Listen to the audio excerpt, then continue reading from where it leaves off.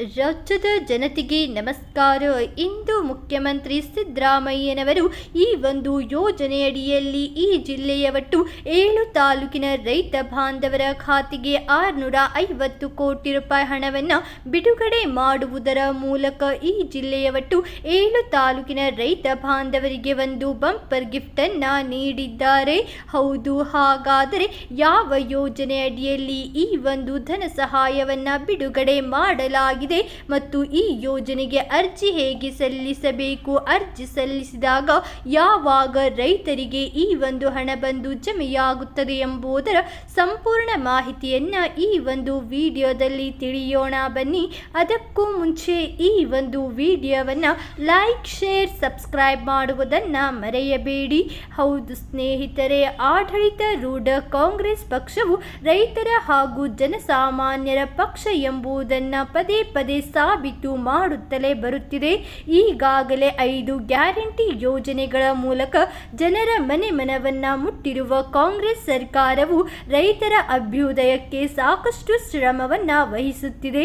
ಅದಲ್ಲದೆ ಮಂಡ್ಯ ಜಿಲ್ಲೆಯೊಂದರಲ್ಲೇ ಸಹಕಾರ ಕೇಂದ್ರ ಬ್ಯಾಂಕ್ ಮೂಲಕ 650 ಕೋಟಿ ರೂಪಾಯಿ ಸಾಲವನ್ನ ವಿತರಣೆ ಮಾಡಲಾಗಿದೆ ಎಂದು ಶಾಸಕ ದಿನೇಶ್ ಗೂಳಿಗೌಡರವರು ತಿಳಿಸಿದ್ದಾರೆ.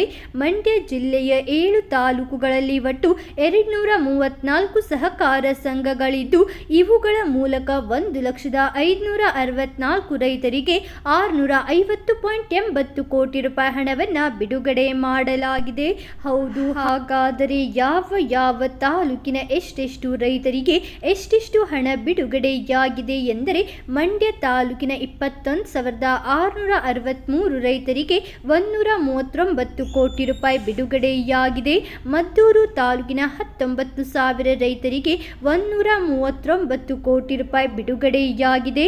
ಮಳವಳ್ಳಿ ತಾಲೂಕಿನ 13,726 ರೈತರಿಗೆ 102 ಕೋಟಿ ರೂಪಾಯಿ ಬಿಡುಗಡೆಯಾಗಿದೆ. ಪಾಂಡವಪುರ ತಾಲೂಕಿನ 7,514 ರೈತರಿಗೆ 51.22 ಕೋಟಿ ರೂಪಾಯಿ ಬಿಡುಗಡೆಯಾಗಿದೆ.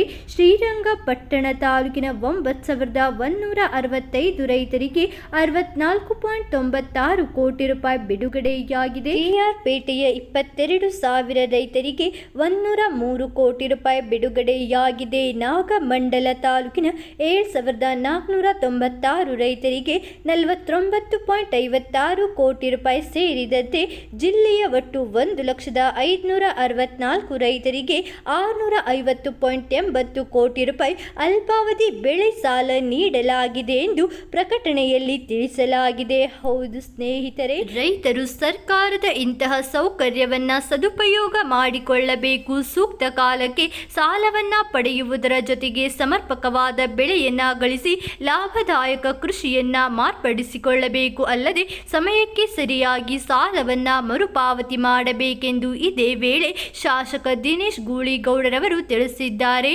ನೀವು ಕೂಡ ಅಲ್ಪಾವಧಿ ಸಾಲಕ್ಕೆ ಅರ್ಜಿಯನ್ನ ಹಾಕಿದರೆ ನಿಮಗೂ ಕೂಡ ಅಲ್ಪಾವಧಿ ಬೆಳೆ ಸಾಲವನ್ನ ನೀಡಲಾಗುತ್ತದೆ. ಇವತ್ತಿಗೆ ಇಷ್ಟೇ ಸ್ನೇಹಿತರೆ. ಈ ಒಂದು ವಿಡಿಯೋ ಇಷ್ಟವಾದಲ್ಲಿ ಲೈಕ್ ಮಾಡಿ ಮತ್ತು ಯಾವುದೇ ಮಾಹಿತಿ ತಿಳಿಯಬೇಕಾಗಿದ್ದಲ್ಲಿ ಕಮೆಂಟ್ ಬಾಕ್ಸ್ನಲ್ಲಿ ಕಮೆಂಟ್ ಮಾಡಿ. ನೀವು ಇನ್ನೂ ಆದರೂ ಕನ್ನಡ ಸುದ್ದಿ ಚಾನೆಲ್ ಅನ್ನು ಸಬ್ಸ್ಕ್ರೈಬ್ ಮಾಡಿಲ್ಲವೆಂದರೆ ಈ ಕೂಡಲೇ ಸಬ್ಸ್ಕ್ರೈಬ್ ಮಾಡಿಕೊಳ್ಳಿ. ವಿಡಿಯೋವನ್ನು ಸಂಪೂರ್ಣವಾಗಿ ನೋಡಿದ್ದಕ್ಕೆ ಧನ್ಯವಾದಗಳು ಸ್ನೇಹಿತರೆ.